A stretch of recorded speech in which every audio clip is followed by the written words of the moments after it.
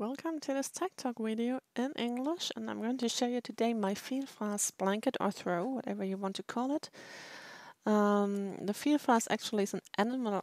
It literally translates to eats a lot, but it's actually a wolverine. So I cast on here in the middle of the red section, and then I worked my way around purple and blue and green. So where I'm pointing my finger is where I showed it last time in my podcast. Then there was yellow, orange, and then back to the red section. So this is the Vielfrass in all its beauty. And yeah, so the most important things about it, I was working with 3 strands of fingering yarn at a time. I've always used 2 full skeins, one of them a solid color.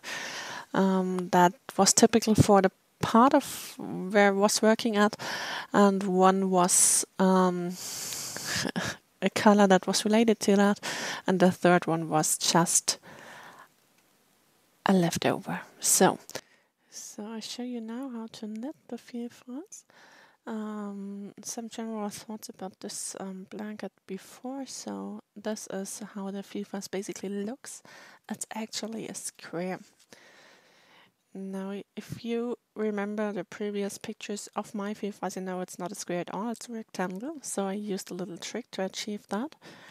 And that means it's now going to be a rectangle, but with the typical edges that it has. Yeah. So I'm going to put down the camera now because I need to show something with the pens. And I'm drawing now a red line, and this is the red line that I used to cast on. And this tutorial will also use the same way to construct the Vielfrass. Then I knitted some rows just straight ahead, and then I began to knit counterclockwise until I reached the original point, and I closed that gap. So what you have to do first, you will have to do a gauge swatch, or you can just cast on whatever you want, but then you will achieve maybe not the size you want.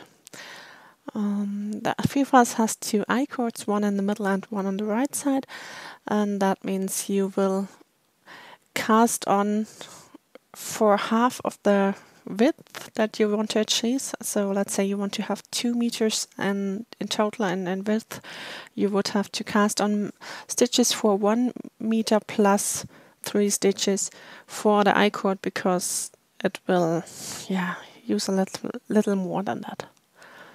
So I used a smooth cotton yarn and a crochet hook and chained the stitches. I'm not much of a crochet fan, but chains, even I can work. Chain a few stitches more than you will use, because just for safety, and it's better to have too many than too few. So I had some troubles with the camera here and showing it off, but I think chaining stitches is something that you will manage even without me showing it. And if you've got enough stitches, you cut the thread and pull it through. So I think that's enough now. So I'm pulling the yarn through and pull it tight so nothing will happen. And I will work one more knot just to mark for myself that this is the position where I can undo the chain, because if I would try it from the other side, it would not be working, obviously.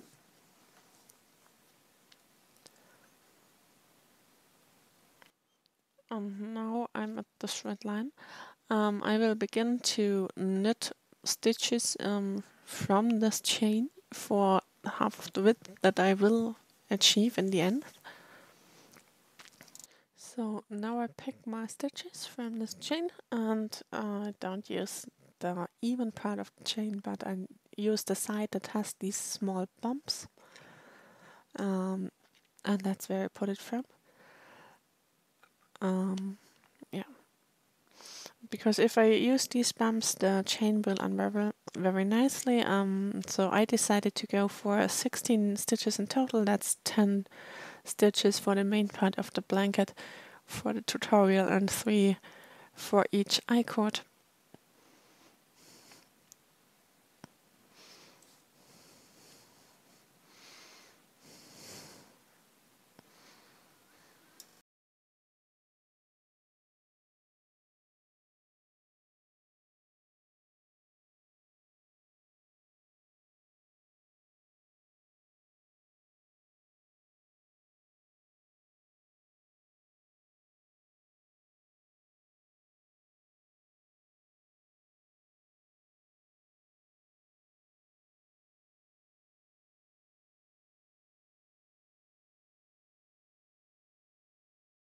I now have 16 stitches, and that's also the first row here after this red line.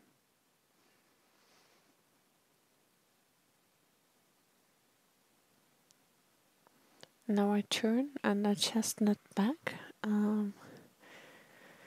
but not to the very end, because those last 3 stitches are I-cord stitches, so I will not work them in this row.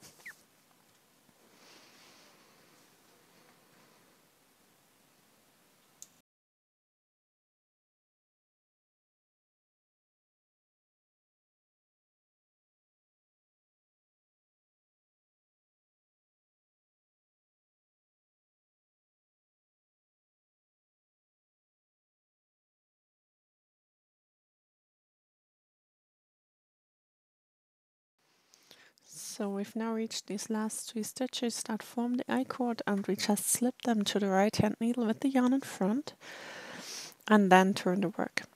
And now we will continue knitting in garter stitch straight up. If you look at the little drawing here, you will have to decide now how long this blanket or throw will be. Now, if we've had 2 meters in width previously, and you want to go for 2 meters and 20, that would mean that the middle part, the straight part, will have to be 20 centimeters long. And because you're right here, the red line, that would mean that you would have to knit for 10 centimeters right now. So if I'm now writing that down, so 2 meter 20 long and 2 meter width. And so that means that we've got now 10 centimeters to knit.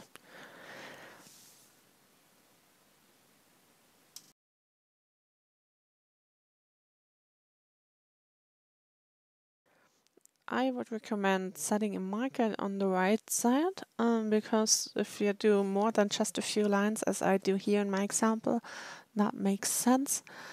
And now we begin. So we do the I-cord first, and I knit 1, then I do a yarn over, and then I do 2 more I-cord stitches. Then I knit until the 3 last stitches, because those are the I-cord again. This yarn over will then make the I-cord much more elastic, and yeah, so now I slip these 3 I-cord stitches with the yarn in front, turn my work, and I do the same again. So knit 1, do a yarn over, and 2 more I-cord stitches, and then knit until 4 stitches for the end, because there's this additional yarn over that needs to be dropped. So we knit.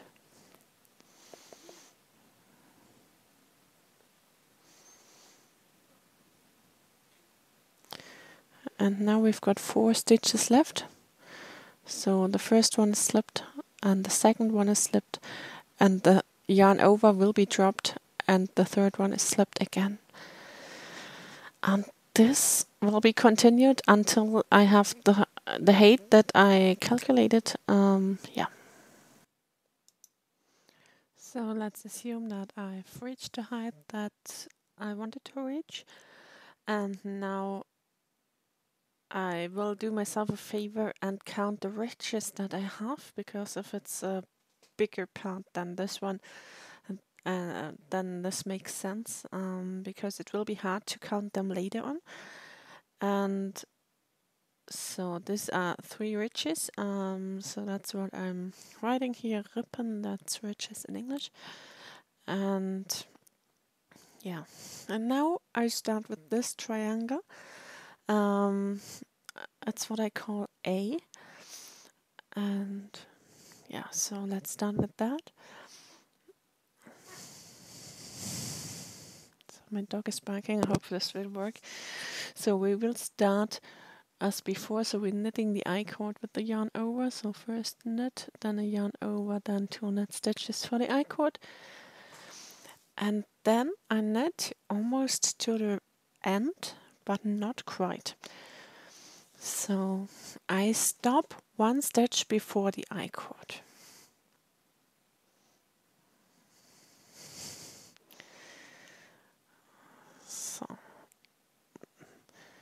So now we've got left the I-cord, the 3 I-cord stitches plus its yarn over, and I'm now turning and moving this first stitch to a double stitch. You can also work a wrap and turn or any other kind of short row technique that you prefer. So I always do the double stitches because that's my preferred way to do it. And now, now we work back to the end of the row, almost. Of course, we'll leave out the I-cord stitches.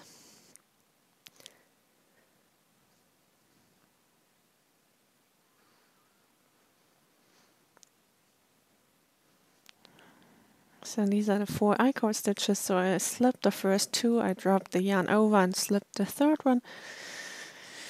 And I've completed the first ridge of this triangle. And now I'm turning my work and I'm knitting back towards my double stitch. So I'm knitting right up to this double stitch, or to the wrap and turn if you've done one of those. So the I-cord first as usual, and then I knit until I reach this double stitch.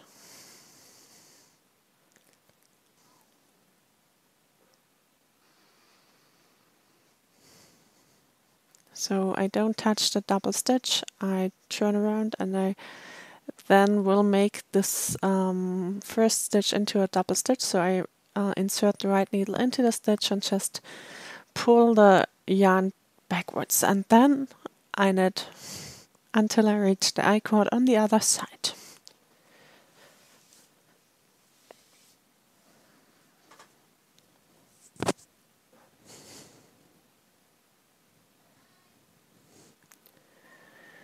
And that's what I will repeat until I've pulled all of the stitches between the I-cords into a double stitch. So now you can see that I've almost reached the top. So I've already pulled almost all stitches to a double stitch, so we've only got 1 left. So I'm knitting the I-cord as usual, and then I will knit this last stitch. So next one is already a double stitch, so I pull this stitch to a new double stitch, and then I just slip the I-cord stitches to the right hand needle. So now I've almost completed this A, almost. So what I'm now doing is I'm knitting over all stitches for 1 time. So I'm knitting the I-cord as usual with its yarn over, and now I'm knitting all the double stitches as a single stitch. So sometimes this is a bit hard, and especially here as I'm working around the camera. But what you basically do is knit the 2 loops together as one stitch. If you do a wrap and turn, you obviously pull the wrap up to the needle and then knit it together with a stitch. So that's what I'm doing here. So one stitch at a time until I reach the other side. So this is the last double stitch that I've just worked, and now I am slipping all the I-cord stitches to the right hand needle and I'm dropping the yarn over. So now I'm working the wrong side row, and this is just a standard row, so I'm working the I-cord stitches as I used to, and then I'm knitting up to the I-cord stitches on the other side, and I will slip them to the right hand needle.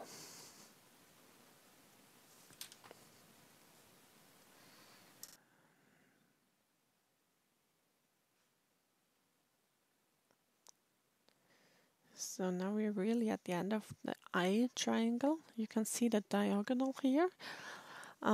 It's basically the same as in the drawing, and now we will do the second triangle. This will be until the middle of this upper side. So this next triangle is a B, and then we will have another A.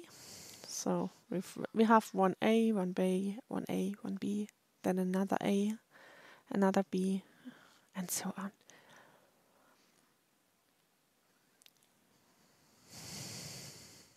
Yes, and then there will be some square, rectangular things in the middle.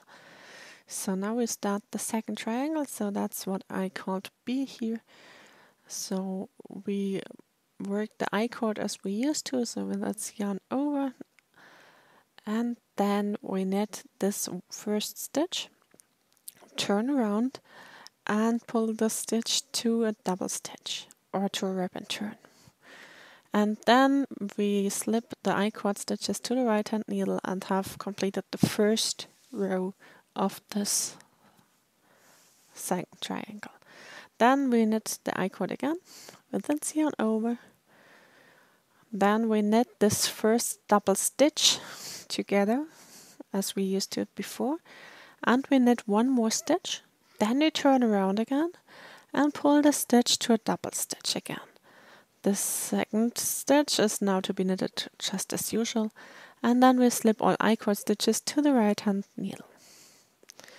And that's how we will continue. So we knit the I-cord with the yarn over, then we knit up to the double stitch, then we work the double stitch as a single stitch, and we knit one more stitch, turn around, pull this last stitch to a double stitch, and knit back until we reach the I-cord. Then we slip the I-cord stitches and do the same again.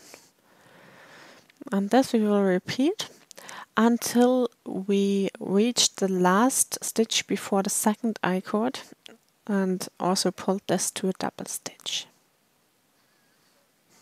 So knit the double stitch right and turn around, pull it to a double stitch and knit back to the I-cord.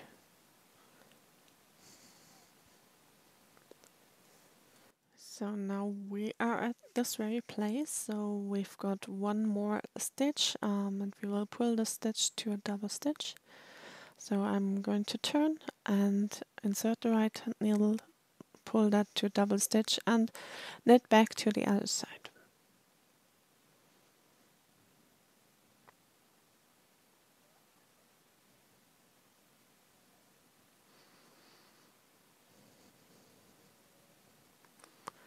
Now I turn it back again, and I will knit just to the very end. So I'm knitting the I-cord as usual, knit all the stitches,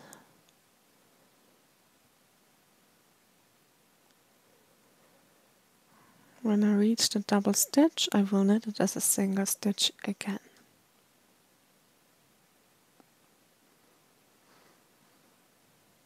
And now we have the I-cord stitches, so we slip those stitches to the right hand side, and then we work our way back to the other I chord just as a standard row.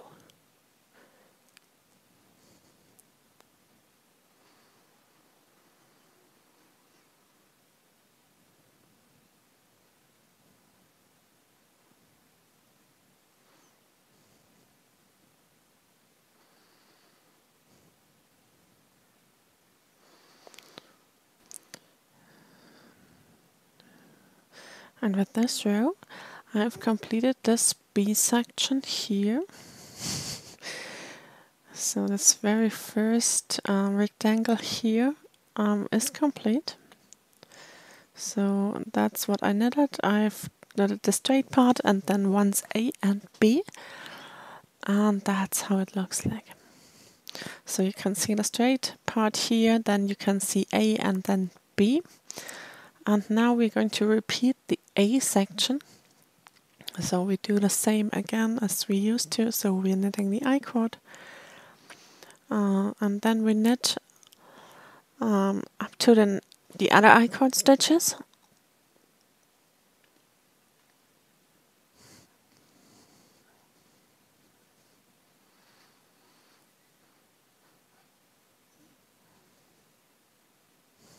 So this is the last stitch, then I turn and I pull this first stitch now to a double stitch, and I knit my way back to the other side. And now I will shorten again for one stitch per row until I've pulled all the stitches between these two I chords to a double stitch. So that's how far I am. So that means I've got the straight part and A and B, and now that's another completed A. So what's still missing is one last row and then the row in between the two sections. So I'm knitting the I chord, and then there's this one stitch that is not a double stitch yet. So this is, all the other stitches are already double stitches, only this one is missing. So I turn my work again. I will pull this stitch to a double stitch and will then slip all the I chord stitches to the other needle. And now I will work this row in between where we knit all double stitches as a single stitch. So I knit the I chord as usual.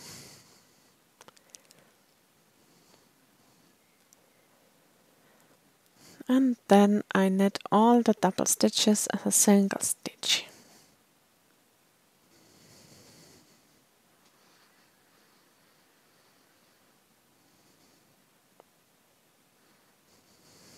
And this I will do until I reach the other end.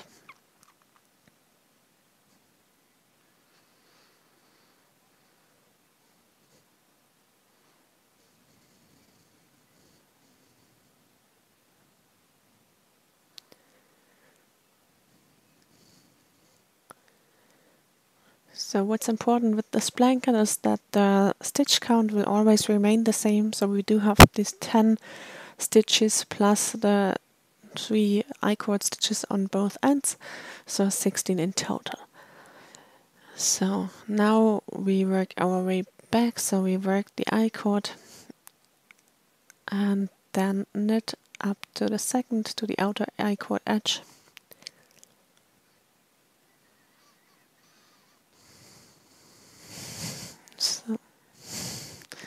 So I'm a continental knitter, and this is how I regulate my tension. So I don't wrap around the yarn twice, I just wrap it this once and will then hold it between two fingers to tension the yarn.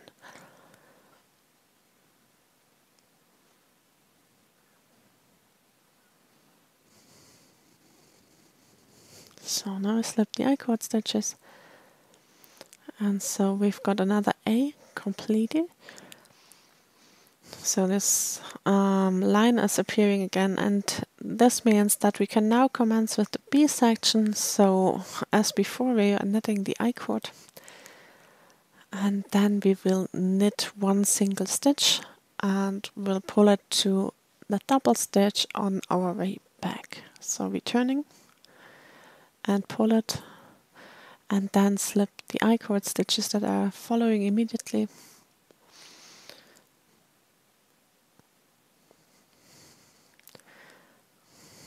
And then we do the same again, so we're knitting the I-cord stitches,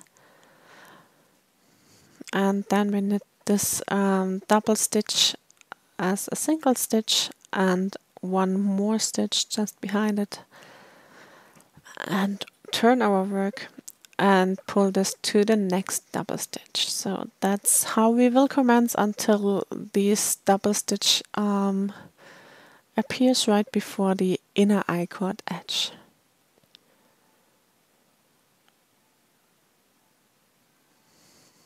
And once again, and then I will continue on my own. So I'm working the I-cord, I'm knitting up to the double stitch, then I will work the double stitch as a single stitch and knit one more stitch, and then turn again, pull it to a double stitch and knit back.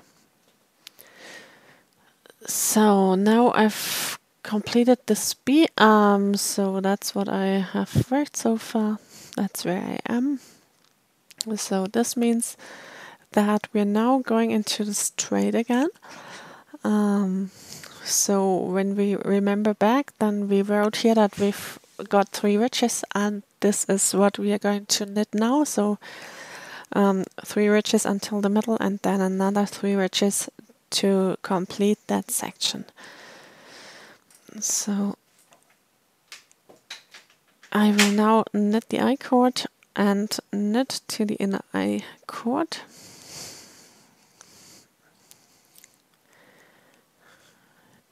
So that's when I will meet the last double stitch that's left over from the B section, so that's still here. So I'm working that as a single stitch. And now I've got the I-cord stitches that I will just slip over, turn around, and now I'm working the I-cord again and just knit to the other side.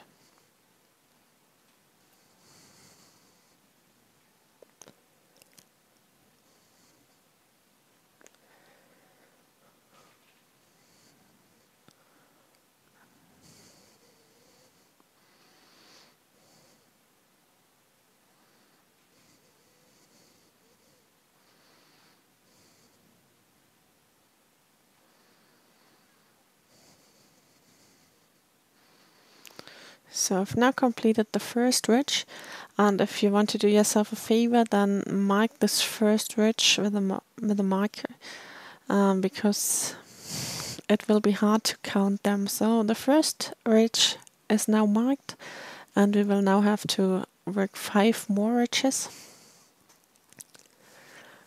to get the full 6. So that's where I am right now. So I've got the 6 ridges here, and you can now see that one side is complete and the right side is a little bit longer than the left one. So we've started at the red line and now we are at the green line, so a little bit longer than the other side. So now we are at the place where you can start the next triangle, so this A triangle. So we will be knitting 1A, B, A, B, and we will meet again here on the blue line because that's the same as we've just done.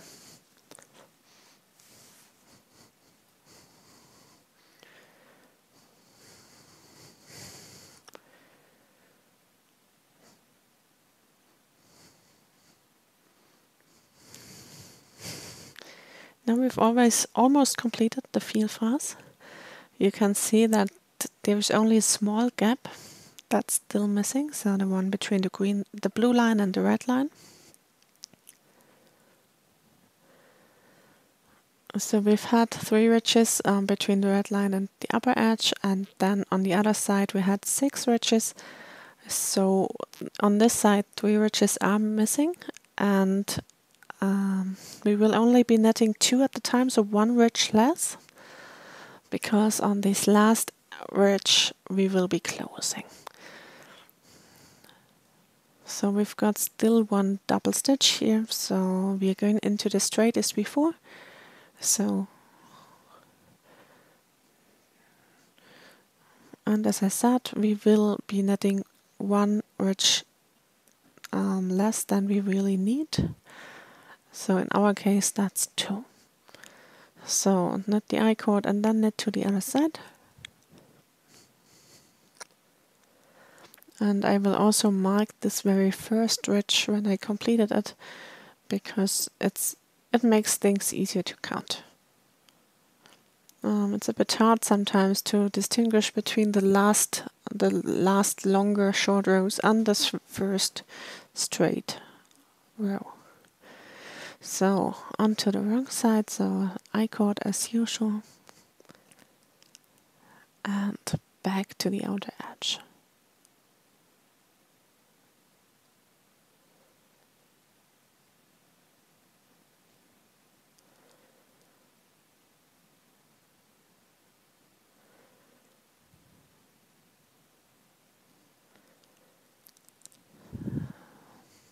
So we've done one ridge now.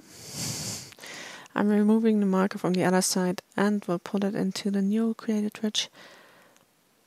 So that's the first one. And then we will have to knit another one in this case, because we will need 3 in total, so yeah.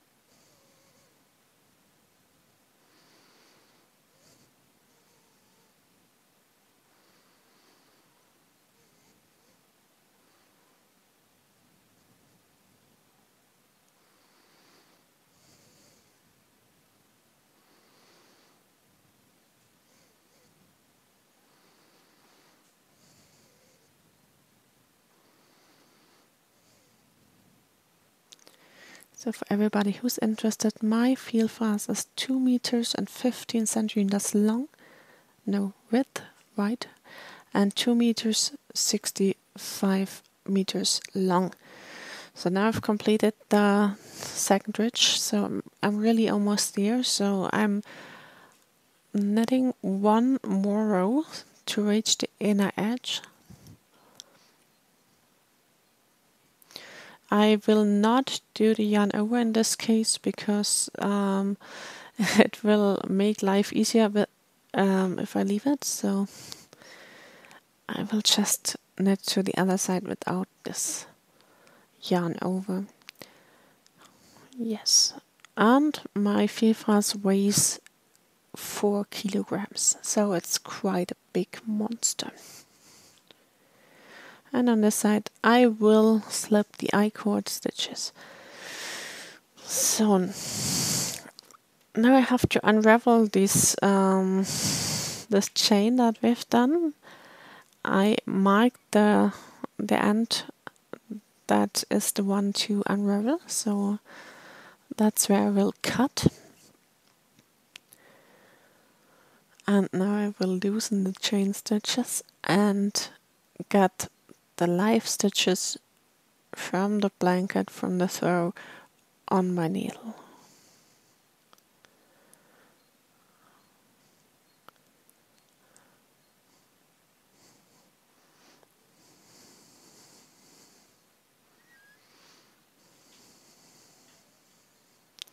So most of you will probably be knitting the Vielfrass on a big cable needle, on a big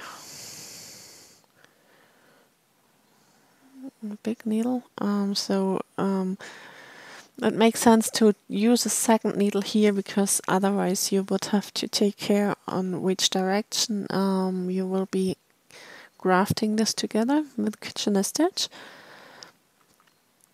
So if you use a separate needle, you won't have that issue, because you can move your needle to whatever side you need to. So removing more stitches here. What also makes sense is to use a smaller needle for this task now, because life will be easier. I did not do this in this case, so the needle size is the same on both sides, and this makes, it will work, but it's a bit harder.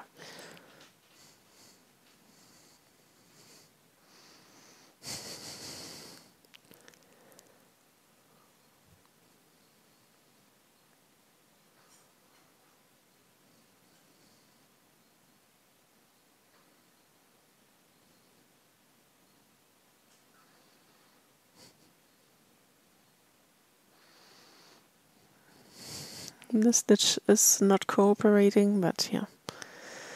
I will be doing this without a camera because camera is a bit hard to work with.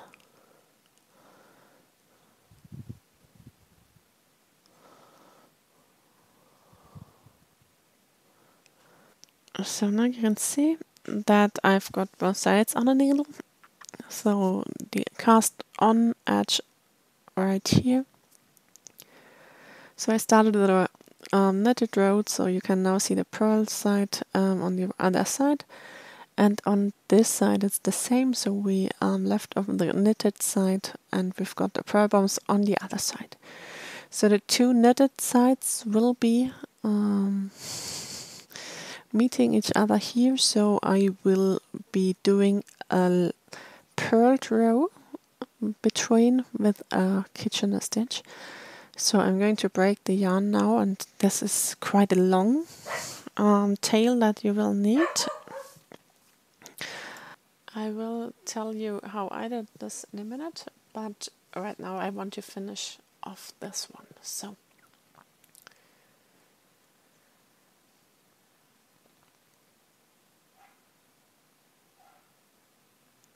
I'm going to pull my yarn through the needle, and if I want to do Kitchener stitch on this side, it would also show as a knitted stitch, so I'm turning it around, and so I will now do a Kitchener stitch with normal knitted stitches that will show as purls on the other side. So if you've never done this before, there are a lot of YouTube tutorials for this stitch, so I'm not going to show it how it is worked exactly. I'm just doing this until I reach the I-cord stitches, so until I have only 3 stitches per needle left, and I will then do a small trick.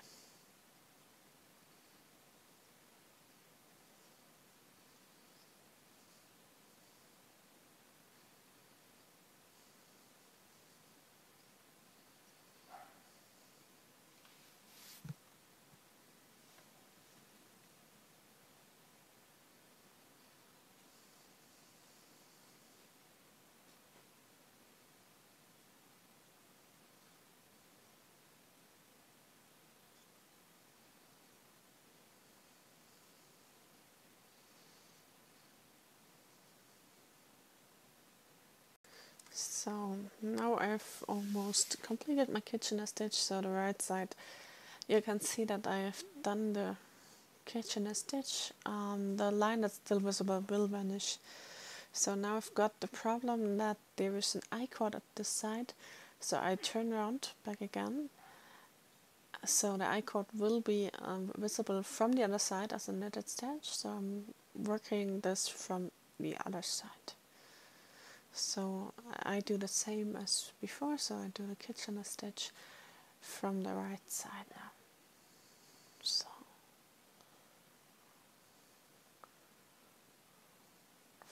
first stitch off. So the needle on my camera are a bit on war, but it will work out.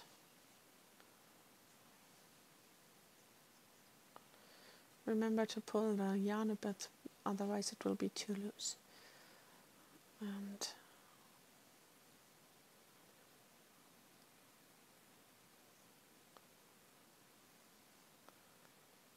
these are the last 2 stitches, so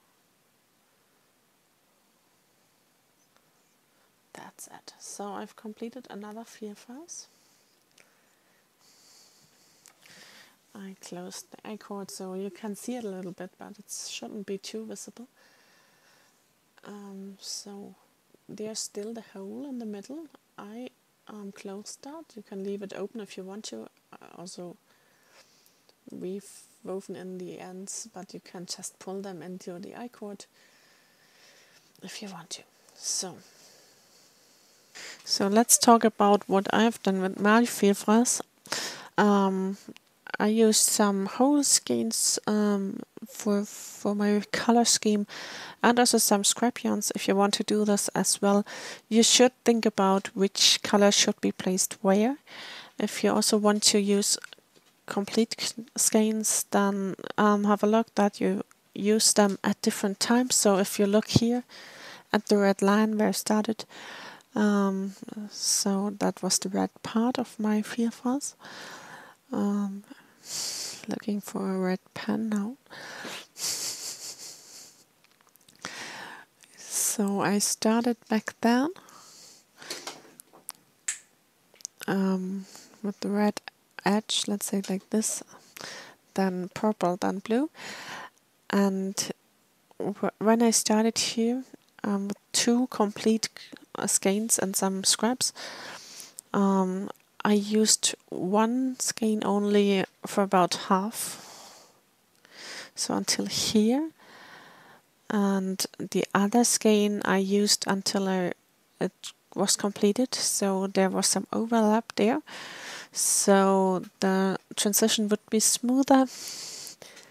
And this second half skein I used at the very end, just before I finished it off, so we had a nice transition on this side as well. I also am sometimes asked how I join my yarn, so I do this with a magic knot. I used size 8 needles, and as I said, about 4 kilograms of yarn.